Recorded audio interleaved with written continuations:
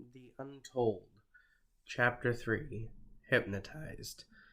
As I continued down the sandy dirt path towards the village, a woman was cradling a child. The mother was wearing a red silk shawl with brown-gray hair and striking green eyes. The child looked like the mother and was wrapped in a white cotton cloth. "Excuse me, I'm looking for the village that's down on the Nile. Am I on the right path?" She looked up at me as tears streamed from her green eyes. "Can you help my brother? He isn't feeling well, and I've tried everything the doctors have told me to. None of the gods are answering my prayer for his safety." The woman held out her younger brother, and as I felt his head, he was burning up. "He's feverish. I'll try to help, but I make no promises." The woman handed over the child to me, and again my skin got all tingly and my vision blurred while the wind whipped around us. The woman's green eyes looked terrified as we made direct eye contact. "He will be spared, Sarah. You have the word of God himself." Then the wind abruptly stopped as the child woke up and started to cry. I handed him back to his older sister. "What was that?" My blue eyes blinked a few times as I stared up into the crystal blue sky. "It was God himself. He works with and through me. So what's your story, Sarah?" She held her younger brother as she rocked him back and forth in her arms. The Nile flowed in the background behind Sarah. She looked me up and down, her green eyes, before sighing deeply. "Both our parents were killed and we became orphans by the pharaoh. He claimed that they weren't worthy of living in his earthly domain."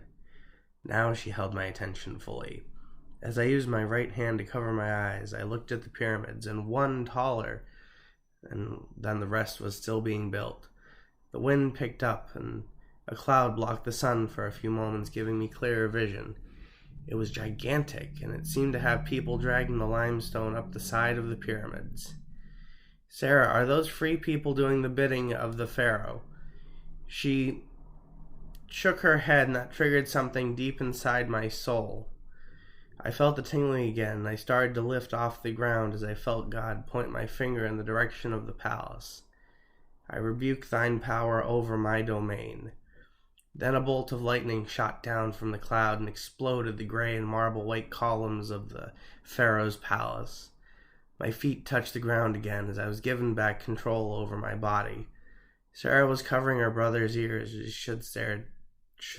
she stood there terrified and bewildered. "How did you do that?" I simply pointed up to the sky where a cloud formed instantly. "The one and only true God. You saw, but what do you believe, my friend?" She looked up to the sky where a ray of sunshine broke through the clouds and directly illuminated my feet. She stared with her mouth slightly ajar and simply started to laugh. "I don't know what I believe anymore, but I can see that things will be changing with you around. What is your name? I shall spread the good word on your behalf." My lips curled into a sly smile. "I'm Joshua, and it was a pleasure to meet you and little Jacob. He shall grow up to do great things. This is the promise of God himself." Sarah embraced me in a tight hug. "Thank you, Joshua. The world shall know your name. That's my promise to you. Now go and help others." We broke the hug as Jacob reached up towards me with his little hands. When our hands touched, I caught the briefest of glimpses of Jacob's future, a true believer and a prophet on God's behalf. "Your brother is destined for great things, Sarah. Great things." Then my feet carried me down towards the village. What I'd find down there was wholly unknown to me, but God and myself were ready for anything.